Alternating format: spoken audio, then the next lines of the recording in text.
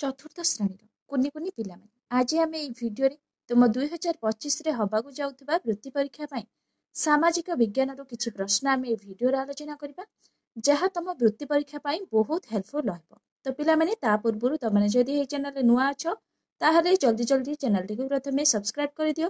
तो पिला माने जहाँ फल रे जेतेबेले भी मु एई भली वीडियो अपलोड करबी संगे संगे तुमनको पाखकू नोटिफिकेशन चल जिवो आ तुम माने घरे बसी एई भली वीडियो पाई परिबो। तो पिला माने आमे आ समय नष्ट न करी देखिबा प्रथम प्रश्न कोन अछि। प्रथम प्रश्न पिला माने केते गोटी जिल्ला को नै तुम राज्य गठित। अच्छा कहिलो पिला माने तुम माने पूर्व क्लास रे पढितिलो हमरो केतोटी जिल्ला आउ केतोटी राज्य अछि। तो माने पढितिलो 28 टी राज्य आउ 30 टी जिल्ला अछि। तो माने पढितिलो ना नाइ ताले से प्रश्न कहिछि केते गोटी जिल्ला को नै तुम राज्य गठित। ताहले केते गोटी जिल्ला को नै तुम राज्य गठित 30 टी जिल्ला पिला माने तुम माने पढिछ भलो भाबरे एठी तुम माने 30 पाखरे ठीक चिन्ह देई दबो। ताहले 30 गोटी जिल्ला को नै तुम राज्य गठित। ताहले केते गोटी राज्य अछि पिला माने 28 टी राज्य ना 28 टी राज्य 30 टी जिल्ला। तो माने मने रखिबो परीक्षा रे एई भली प्रश्न आसीबो तुम माने जानि जानि कंफ्यूजन हे जिवो आ भूल कर दबो। तापरे 2 नंबर प्रश्न देखिबा तुम बहिर ऊपर पटटी केउ दिग को सूचाए। तुम बहिर ऊपर कौन पटटी केउ दिग को बुझाए सूचाए। ऑप्शन अछि पूर्व पश्चिम उत्तर दक्षिण। ताहले कौन उत्तर दिग को सूचाए। ऑप्शन सी हेबार सठिक उत्तर। तुम बहिर ऊपर पटटी उत्तर दिग को सूचाए। तो पिला माने मने रखिबो 3 नंबर प्रश्न देखिबा कोन देछि। 3 नंबर प्रश्न पिला माने देछि तुमे मानचित्र को अनाइले तुमर डाहाण हाथ केउ दिग को सूचाइबो। तो पिला माने तो माने कोन करिवो ना मानचित्र को अनाइबो तुमर डाहाण हाथ केउ दिग को सूचाइबो। ताहले तमनकर डाहाण हाथ पूर्व दिग को ही सूचाइबो। तो पिला माने मने रखिबो तुमन कोन तुमे मानचित्र को अनाइले तुमर डाहाण हाथ केउ दिग को सूचाइबो ना पूर्व दिग को सूचाइबो। तो मने रखिबो बहुत इंपोर्टेंट अछि। नेक्स्ट प्रश्न पिला माने मानचित्र को चाहि रहिले तुम बाम हाथ केउ दिग को रहिबो। तो पिला माने एबे आमे पढिले डाहाण हाथ पूर्व दिग को रहिबो ताहले बाम हाथ केउ दिग को रहिबो बाम हाथ निहाती भाबरे पश्चिम दिग को रहिबो हैला। ताहले ऑप्शन अछि पूर्व पश्चिम उत्तर दक्षिण। ताहले सठिक उत्तर हेबो पश्चिम हैला। मानचित्र को चाहि रहिले तुमरो कोन बाम हाथ पश्चिम दिग को रहिबो आउ डाहाण हाथ पूर्व दिग को रहिबो। तो पिला माने मने रखिबो बहुत इंपोर्टेंट अछि। तापरे 5 नंबर प्रश्न पिला माने देछि निम्नोक्त मध्यरु की हमर पड़ोसी राज्य। तो पिला माने पड़ोसी राज्य की ऑप्शन अछि हिमाचल प्रदेश पंजाब उत्तर प्रदेश आंध्र प्रदेश। ताहले आंध्र प्रदेश होछि हमर पड़ोसी राज्य। ताहले ऑप्शन डी हेबार सठिक उत्तर। 6 नंबर प्रश्न देछि कोन पूर्व दिग को मुह करी छिडा हेले बाम हाथ केउ दिग को रहिबो। ताहले पिला माने त माने परीक्षा करिबो सखाळ उठिकी पूर्व दिग को मुह करी छिडा हबो हैला। ताहले तमनकर बाम हाथ केउ दिग को रहिबो पिला माने निहाती भाबरे तो माने लक्ष्य करिबो उत्तर दिग को ही रहिबो हैला। एटी देछि पूर्व पश्चिम उत्तर दक्षिण उत्तर दिग को ही रहिबो हैला। तो पिला माने त माने परीक्षा करी देखिबो सखाळ उठिबो पूर्व दिग को मुह करी छिडा हबो तुमरो बाम हाथ केउ पटु रहिबो उत्तर दिग को ही रहिबो। 7 नंबर प्रश्न पिला माने अछि तुम राज्य भारतर केउ भागरे अछि। ताहले तुम राज्य भारतर केउ भागरे अछि। ऑप्शन अछि पूर्व पश्चिम उत्तर दक्षिण। तो पिला माने निहाती भाबरे पूर्व भागरे ही अछि हैला। 7 नंबर ऑप्शन ए हेबार सठिक उत्तर। नेक्स्ट क्वेश्चन पिला माने आदि मानव काहाकू घसी निया बाहर करी सिखिला। तो पिला माने आदि मानव काहाकू घसी निया बाहर करी सिखिला। ऑप्शन अछि पत्थर को पत्थर ना गच्छ को गच्छ ना हाथ को हाथ ना कोनोसिटी नुहे। ताले सठिक उत्तर हे जिवो पत्थर को पत्थर घसी से जानिला कोन निया बाहर करी सिखिला से प्रथमे हैला। ताहले ऑप्शन ए हे जिवो सठिक उत्तर। 2 नंबर प्रश्न देखिबा कोन देछि आज को प्राय केते वर्ष तळे सिंधु सभ्यता गढी उठिथिला। ऑप्शन अछि 1000 2000 10000 5000। ताहले आज को प्राय 5000 वर्ष तळे सिंधु सभ्यता गढी उठिथिला। 2 नंबर ऑप्शन डी हे जिवो सठिक उत्तर। 3 नंबर प्रश्न सिंधु सभ्यता केउ नदी कूल रे गढी उठिथिला। ताहले पिला माने सिंधु सभ्यता केउ नदी कूल रे गढी उठिथिला केउ नदी कूल रे। ऑप्शन अछि जमुना नदी कूल रे सरस्वती नदी कूल रे ना गंगा नदी कूल रे ना सिंधु नदी कूल रे। ताहले सिंधु सभ्यता ସିନ୍ଧୁ ନଦୀ କୂଳରେ ହିଁ ଗଢି ଉଠିଥିଲା। ଅପସନ ଡି ହେଇଯିବ ସଠିକ ଉତ୍ତର। ନେକ୍ସଟ କ୍ୱେଶ୍ଚନ ପିଲାମାନେ, ସିନ୍ଧୁ ସଭ୍ୟତାକୁ କେଉଁ ସଭ୍ୟତା ମଧ୍ୟ କୁହାଯାଏ? ତ ପିଲାମାନେ ସିନ୍ଧୁ ସଭ୍ୟତାକୁ କେଉଁ ସଭ୍ୟତା ମଧ୍ୟ କୁହାଯାଏ? ଅପସନ ଅଛି ଦ୍ରାବିଡ, ମହେଞ୍ଜୋଦାରୋ, ଆର୍ଯ୍ୟ କୌଣସିଟି ନୁହେଁ। ତାହେଲେ ସଠିକ ଉତ୍ତର ହେବ ମହେଞ୍ଜୋଦାର। ପିଲାମାନେ ମନେ ରଖିବ ସିନ୍ଧୁ ସଭ୍ୟତାକୁ ମହେଞ୍ଜୋଦାର ସଭ୍ୟତା ମଧ୍ୟ କୁହାଯାଏ। ତ ନେକ୍ସଟ କ୍ୱେଶ୍ଚନ ଦେଖିବା, ସିନ୍ଧୁ ସଭ୍ୟତାର ଚିହ୍ନ ରୂପେ ମାଟି ତଳୁ ବାହାରୁଥିବା ମହେଞ୍ଜୋଦାର ଓ ହରପ୍ପା ସହର ଦୁଇଟି ଏବେ କେଉଁଠାରେ ଅବସ୍ଥିତ? ଅପସନ ଅଛି ଚୀନ, ଆମେରିକା, ଭାରତ, ପାକିସ୍ତାନ। ତାହେଲେ ପିଲାମାନେ ଏବେ କେଉଁଠି ଅବସ୍ଥିତ? ନା ପାକିସ୍ତାନରେ ଅବସ୍ଥିତ। ଅପସନ ଡି ହେଇଯିବ ସଠିକ ଉତ୍ତର। 6 ନମ୍ବର ପ୍ରଶ୍ନ ଅଛି, ଆଦି ମାନବର ସବୁଠାରୁ ବଡ ପ୍ରଥମ ଉଦ୍ଭାବନ କେଉଁଠି ଥିଲା? ତାହେଲେ ଆଦି ମାନବ ସବୁଠାରୁ ବଡ ପ୍ରଥମ ଉଦ୍ଭାବନ କେଉଁଠି ଥିଲା? ଅପସନ ଅଛି ପାଣି, ଗୁମ୍ଫା, ଖାଦ୍ୟ, ନିଆଁ। ତାହେଲେ ନିଆଁ ହିଁ ଥିଲା। ସେ ପ୍ରଥମେ କଣ କରିଥିଲା? ନା ପଥରକୁ ପଥର ଘଷି କଣ ନିଆଁ ଉଦ୍ଭାବନ ଶିଖିଥିଲା। ହେଲା, ଆଦି ମାନବର ସବୁଠାରୁ ବଡ ପ୍ରଥମ ଉଦ୍ଭାବନ କଣ ଥିଲା? ନା ନିଆଁ ହିଁ ଥିଲା। ଅପସନ ଡି ହେଇଯିବ ସଠିକ ଉତ୍ତର। 7 ନମ୍ବର ପ୍ରଶ୍ନ, କାହାର ବ୍ୟବହାର ଜାଣିବା ପରେ ଆଦି ମାନବ କ୍ରମେ ଉନ୍ନତି ହେଲା? କାହାର ବ୍ୟବହାର ଜାଣିବା ପରେ? ତାହେଲେ ପିଲାମାନେ ଅପସନ ଅଛି ଗଛ ଚଢା, ପାଣି, ସନ୍ତରଣ, ନିଆଁ ଓ ଚକ। ତାହେଲେ ନିଆଁ ଓ ଚକ। ହେଲା, କାହାର ବ୍ୟବହାର ଜାଣିବା ପରେ ଆଦି ମାନବ କ୍ରମେ ଉନ୍ନତି ହେଲା? ନିଆଁ ଓ ଚକର ବ୍ୟବହାର ଜାଣିବା ପରେ ଆଦି ମାନବ କ୍ରମେ ଉନ୍ନତି ହେଲା। ଅପସନ ଡି ହେଇଯିବ ସଠିକ ଉତ୍ତର।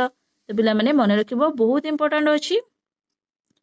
8 ନମ୍ବର ପ୍ରଶ୍ନ ପିଲାମାନେ, ନିମ୍ନଲିଖିତ ମଧ୍ୟରୁ କେଉଁଟି ଗୋଟିଏ ଭାରବାହୀ ପଶୁ? ତ ପିଲାମାନେ କିଏ ସବୁବେଳେ କଣ ଭାର ବୁହେ? ଅପସନ ଅଛି ଗଧିଆ, ଗଧ, ବାଘ, ଘୋଡା। ତାହେଲେ ଗଧ। ପିଲାମାନେ ଗଧ କଣ କରେ? ନା ଗଧ ଭଳି ଭାର ବୁହେ। ହେଲା, ଅପସନ ବି ହେଇଯିବ ସଠିକ ଉତ୍ତର। 9 ନମ୍ବର ପ୍ରଶ୍ନ, ନିମ୍ନଲିଖିତ ମଧ୍ୟରୁ କେଉଁଟିକୁ ଜଙ୍ଗଲରେ ମିଳେ? ତ ପିଲାମାନେ ଅପସନ ଅଛି ପନିପରିବା, ମାଣ୍ଡିଆ, ଝୁଣା, ଧାନ। ତାହେଲେ ପିଲାମାନେ ପନିପରିବା ଆମେ ସବୁ କଣ ଘରେ ଚାଷ କରିଥାଉ, ମାଣ୍ଡିଆ ମଧ୍ୟ ବିଲରେ ହିଁ ପାଇଥାଉ, ଧାନକୁ ମଧ୍ୟ ଆମେ ବିଲରେ ପାଇଥାଉ, ଝୁଣାକୁ ଆମେ ଜଙ୍ଗଲରେ ହିଁ ପାଇଥାଉ। ତାହେଲେ ଅପସନ ସି ହେଇଯିବ ସଠିକ ଉତ୍ତର। 10 ନମ୍ବର ପ୍ରଶ୍ନ, ସିନ୍ଧୁ ସଭ୍ୟତା କେବେ ଗଢି ଉଠିଥିଲା? ଅପସନ ଅଛି ଆଜକୁ ପ୍ରାୟ 1000 ବର୍ଷ ପୂର୍ବେ, ନା ଆଜକୁ ପ୍ରାୟ 2000 ବର୍ଷ ପୂର୍ବେ, ଆଜକୁ ପ୍ରାୟ 3000 ବର୍ଷ ପୂର୍ବେ, ନା ଆଜକୁ ପ୍ରାୟ 5000 ବର୍ଷ ପୂର୍ବେ। ତାହେଲେ ଅପସନ ଡି ହେଇଯିବ ସଠିକ ଉତ୍ତର। ଆଜକୁ ପ୍ରାୟ 5000 ବର୍ଷ ପୂର୍ବେ ସିନ୍ଧୁ ସଭ୍ୟତା ଗଢି ଉଠିଥିଲା। ତାପରେ 11 ନମ୍ବର ପ୍ରଶ୍ନ ପିଲାମାନେ ଦେଖିବା କଣ ଦେଇଛି। ସିନ୍ଧୁ ସଭ୍ୟତାର ଲୋକମାନେ କେଉଁଥିରେ ତିଆରି ବାସନକୁସନ ବ୍ୟବହାର କରୁଥିଲେ? ଅପସନ ଅଛି ପଥର, ତମ୍ବା, ଲୁହା, ମାଟି। ତାହେଲେ ପିଲାମାନେ ସିନ୍ଧୁ ସଭ୍ୟତାର ଲୋକମାନେ ମାଟିରେ ତିଆରି ବାସନକୁସନ ବ୍ୟବହାର କରୁଥିଲେ। ଅପସନ ଡି ହେଇଯିବ ସଠିକ ଉତ୍ତର। ନେକ୍ସଟ କ୍ୱେଶ୍ଚନ, ଆଦି ମାନବ କେଉଁଠାରେ ରହୁଥିଲା? ତ ପିଲାମାନେ ଆଦି ମାନବ କେଉଁଠାରେ ରହୁଥିଲା? ଅପସନ ଅଛି ହିମାଳୟରେ, ବଣ ଜଙ୍ଗଲରେ, ଗାଁରେ, ସହରରେ। ତାହେଲେ ଆଦି ମାନବ ବଣ ଜଙ୍ଗଲରେ ସେ ରହୁଥିଲା। ହେଲା, ବଣ ଜଙ୍ଗଲରେ ରହିକି ସେ ପଥରକୁ ପଥର ଘଷି ସେ ନିଆଁ ବାହାର କରିଥିଲା। ହେଲା, ମାଟି ବାସନରେ ସେ ଖାଉଥିଲା। ଏଇଭଳି ସେ କଣ ରହୁଥିଲା? ସେ ବଣ ଜଙ୍ଗଲରେ ହିଁ ରହୁଥିଲା। ପିଲାମାନେ ଅପସନ ବି ହେଇଯିବ ସଠିକ ଉତ୍ତର। 13 ନମ୍ବର ପ୍ରଶ୍ନ ଦେଇଛି କଣ, ଆଦି ମାନବ କାହାଠାରୁ ପାଣିରେ ପହଁରିବା ଶିଖିଥିଲା? ଅପସନ ଅଛି ବଗ, ପାରା, କୁମ୍ଭୀର, ବେଙ୍ଗ। ତ ପିଲାମାନେ ଅପସନ ସି ହେବାର ସଠିକ ଉତ୍ତର କୁମ୍ଭୀର। ହେଲା, କୁମ୍ଭୀର ଠାରୁ ପାଣିରେ ପହଁରିବା ସେ ଶିଖିଥିଲା। 14 ନମ୍ବର ପ୍ରଶ୍ନ, ଆଦି ମାନବ ଶିକାର କରିବା ପାଇଁ କେଉଁ ଅସ୍ତ୍ର ବ୍ୟବହାର କରୁଥିଲା? ଅପସନ ଅଛି ଖଣ୍ଡା, ଲୁହା, ପଥର, କାଠ। ତାହେଲେ ସେ ପଥର ହିଁ ବ୍ୟବହାର କରୁଥିଲା। ହେଲା, ଆଦି ମାନବ ଶିକାର କରିବା ପାଇଁ ସେ କେଉଁ ଅସ୍ତ୍ର ବ୍ୟବହାର କରୁଥିଲା? ନା ପଥର ଅସ୍ତ୍ର ସେ ବ୍ୟବହାର କରୁଥିଲା।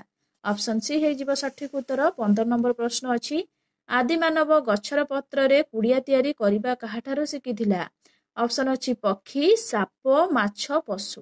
ତାହେଲେ ସେ ପକ୍ଷୀ ଠାରୁ ହିଁ ଶିଖିଥିଲା। ସେ ଦେଖିଲା ଯେ ପକ୍ଷୀ ମାନେ ବସା ତିଆରି କରି ତା ଭିତରେ ରହିପାରୁଛନ୍ତି, ଯଦି ସେ କାହିଁକି କୁଡିଆ ତିଆରି କରି ସେ ଭିତରେ ରହିପାରିବନି। ହେଲା, ତାହେଲେ ଆଦି ମାନବ ଗଛର ପତ୍ରରେ କୁଡିଆ ତିଆରି କରିବା କାହାଠାରୁ ଶିଖିଥିଲା? ନା ପକ୍ଷୀ ଠାରୁ ହିଁ ଶିଖିଥିଲା। 16 ନମ୍ବର ପ୍ରଶ୍ନ, ନିମ୍ନଲିଖିତ ମଧ୍ୟରୁ କେଉଁଟି ସିନ୍ଧୁ ସଭ୍ୟତାର ଚିହ୍ନ ରୂପେ ମାଟି ତଳୁ ବାହାରି ନାହିଁ? ତାହେଲେ ଅପସନ ଅଛି ଉନ୍ନତ ରାସ୍ତାଘାଟ, ନା ଲୁହା ତିଆରି ହାତ ତିଆରି, ତାର ମୁଦ୍ରା ଓ ମୂର୍ତ୍ତି, ଉନ୍ନତ ସ୍ନାନାଗାର। ତାହେଲେ ସଠିକ ଉତ୍ତର ହେବ ଲୁହା ତିଆରି ହାତ ହତିଆର। ହେଲା, ଅପସନ ବି ହେଇଯିବ ସଠିକ ଉତ୍ତର। 17 ନମ୍ବର ପ୍ରଶ୍ନ, ସିନ୍ଧୁ ସଭ୍ୟତା କେଉଁ ନଦୀ କୂଳରେ ଗଢି ଉଠିଥିଲା? ଅପସନ ଅଛି ଏବେ ପାକିସ୍ତାନରେ ଥିବା ସିନ୍ଧୁ ନଦୀ କୂଳରେ, ନା ଏବେ ଭାରତରେ ଥିବା ସିନ୍ଧୁ ନଦୀର ଶାଖା ନଦୀ କୂଳରେ, ନା ବ୍ରହ୍ମପୁତ୍ର ନଦୀ କୂଳରେ, ନା ଗଙ୍ଗା ନଦୀ କୂଳରେ। ତାହେଲେ ସଠିକ ଉତ୍ତର ହେଇଯିବ ଏବେ ପାକିସ୍ତାନରେ ଥିବା ସିନ୍ଧୁ ନଦୀ କୂଳରେ ସିନ୍ଧୁ ସଭ୍ୟତା କଣ ଗଢି ଉଠିଥିଲା। ମନେ ରଖିବ, ସେ ପ୍ରଶ୍ନ ଦେଇଛି ସିନ୍ଧୁ ସଭ୍ୟତା ନଦୀ କୂଳରେ, ସିନ୍ଧୁ ସଭ୍ୟତା କେଉଁ ନଦୀ କୂଳରେ ଗଢି ଉଠିଥିଲା? ତ ମନେ ରଖିବ, ଏବେ ପାକିସ୍ତାନରେ ଥିବା ସିନ୍ଧୁ ନଦୀ କୂଳରେ ସିନ୍ଧୁ ସଭ୍ୟତା ଗଢି ଉଠିଥିଲା। ତ 18 ନମ୍ବର ପ୍ରଶ୍ନ ପିଲାମାନେ ଦେଇଛି, ନିମ୍ନଲିଖିତ ମଧ୍ୟରୁ କେଉଁ ଜିନିଷ ଜଙ୍ଗଲରୁ ମିଳି ନଥାଏ? ତ କେଉଁ ଜିନିଷ ଜଙ୍ଗଲରୁ ମିଳି ନଥାଏ? ଅପସନ ଅଛି ମକା, ଖଲିପତ୍ର, ଝୁଣା, କାଠ। ତ ପିଲାମାନେ ଜଙ୍ଗଲରୁ କେଉଁ ଜିନିଷ ଆମେ ପାଇଥାଉ? ଖଲିପତ୍ର ପାଇଥାଉ, କାଠ ମଧ୍ୟ ପାଇଥାଉ, ଝୁଣା ମଧ୍ୟ ପାଇଥାଉ। ତାହେଲେ ମକା ଆମେ ପାଇନଥାଉ ହେଲା। ଜଙ୍ଗଲରୁ ଆମେ ମକା ପାଇନଥାଉ, କାହିଁକି ନା ଆମେ ମକାକୁ ବିଲରେ ଚାଷ କରିଥାଉ ହେଲା। ତାହେଲେ ଏ ହେଇଯିବ ସଠିକ ଉତ୍ତର, ଅପସନ ଏ। ତାପରେ ଦେଖିବା 19 ନମ୍ବର ପ୍ରଶ୍ନ, ମହେଞ୍ଜୋଦାର ବର୍ତ୍ତମାନ କେଉଁଠି ଅଛି? ତାହେଲେ ମହେଞ୍ଜୋଦାର ଏବେ କେଉଁଠି ଅଛି? ଅପସନ ଅଛି ଇରାନ ଅଛି, ଭାରତ ଅଛି, ପାକିସ୍ତାନ ଅଛି, ଆଫଗାନିସ୍ତାନ ଅଛି। ତାହେଲେ 19 ନମ୍ବର ପ୍ରଶ୍ନ ଉତ୍ତର କଣ ହବ ନା ପାକିସ୍ତାନ ହେଲା। ମହେଞ୍ଜୋଦାର ବର୍ତ୍ତମାନ ପାକିସ୍ତାନ ଠାରେ ଅଛି। ନେକ୍ସଟ କ୍ୱେଶ୍ଚନ, ସିନ୍ଧୁ ସଭ୍ୟତା କେଉଁ ସହରରେ ଗଢି ଉଠିଥିଲା? ଅପସନ ଅଛି ହରପ୍ପା, ଜୟପୁର, ଚଣ୍ଡିଗଡ଼, ଦିଲ୍ଲୀ। ସଠିକ ଉତ୍ତର ହବ ହରପ୍ପା। ସିନ୍ଧୁ ସଭ୍ୟତା ହରପ୍ପା ସହରରେ ଗଢି ଉଠିଥିଲା। 21 ନମ୍ବର ପ୍ରଶ୍ନ, ଆଦିମାନବ ଶିକାର କରିବାକୁ କି ପ୍ରକାର ଅସ୍ତ୍ର ବ୍ୟବହାର କରୁଥିଲା? ଅପସନ ଅଛି ମାଟିର ଅସ୍ତ୍ର, ଲୁହାର ଅସ୍ତ୍ର, ପଥରର ଅସ୍ତ୍ର, ନିଆଁ ହୁଳା। ତାହେଲେ ଯେହେତୁ ସେ ପଥର ବ୍ୟବହାର କରୁଥିଲା, ତାହେଲେ ପଥର ଅସ୍ତ୍ର ହବ ପିଲାମାନେ। ଏବେ ଆମେ ପଢିଥିଲେ ପଥର ସେ ବ୍ୟବହାର କରୁଥିଲା ହେଲା। ତାହେଲେ ପଥରର ଅସ୍ତ୍ର ସେ ବ୍ୟବହାର କରୁଥିଲା। ଆଦିମାନବ ଶିକାର କରିବାକୁ ପଥରର ଅସ୍ତ୍ର ସେ ବ୍ୟବହାର କରୁଥିଲା। ଅପସନ ସି ହେଇଯିବ ସଠିକ ଉତ୍ତର। ନେକ୍ସଟ କ୍ୱେଶ୍ଚନ, ଆଦିମାନବ କେଉଁଠାରେ ରହୁଥିଲା? ତାହେଲେ ପିଲାମାନେ ଆଦିମାନବ କେଉଁଠାରେ ରହୁଥିଲା? ଅପସନ ଅଛି ବଣ ଜଙ୍ଗଲରେ, ଗାଁ ଗହଳିରେ, ସହରରେ, ପକ୍କା ଘର। ତାହେଲେ ଏବେ ପଢିଥିଲେ ବଣ ଜଙ୍ଗଲରେ ସେ ରହୁଥିଲା। 23 ନମ୍ବର ପ୍ରଶ୍ନ, ଆଦିମ ମାନବ ପହଁରିବା କାହାଠାରୁ ଶିଖିଥିବ? ଅପସନ ଅଛି ବାଇ ଚଢେଇ, ମାଛ, ମାଙ୍କଡ, ବଗ। ତାହେଲେ ସେ କାହାଠାରୁ ଶିଖିଛି? ମାଛ ଠାରୁ ହିଁ ଶିଖିଥିବ। 24 ନମ୍ବର ପ୍ରଶ୍ନ, ମହେଞ୍ଜୋଦାର କେଉଁ ଦେଶରେ ଅବସ୍ଥିତ? ଅପସନ ଅଛି ଆଫଗାନିସ୍ତାନ, ଆମେରିକା, ପାକିସ୍ତାନ, ଭାରତ। ତାହେଲେ ପାକିସ୍ତାନ ହେଲା। ପାକିସ୍ତାନ ଦେଶରେ ମହେଞ୍ଜୋଦାର ଅଛି। ମନେ ରଖିବ ପିଲାମାନେ, ବହୁତ ଇମ୍ପୋର୍ଟାଣ୍ଟ ଅଛି। ସିନ୍ଧୁ ସଭ୍ୟତା କେଉଁ ସହରରେ ଗଢି ଉଠିଥିଲା? ଅପସନ ଅଛି ଦିଲ୍ଲୀ, ଲାହୋର, ଜୟପୁର, ହରପ୍ପା। ତାହେଲେ ସଠିକ ଉତ୍ତର ହେବ ହରପ୍ପା। ସିନ୍ଧୁ ସଭ୍ୟତା ହରପ୍ପା ସହରରେ ହିଁ ଗଢି ଉଠିଥିଲା। 26 ନମ୍ବର ପ୍ରଶ୍ନ, ସିନ୍ଧୁ ସଭ୍ୟତାର ସ୍ତ୍ରୀ ଲୋକମାନଙ୍କର ପୋଷାକ କଣ ଥିଲା?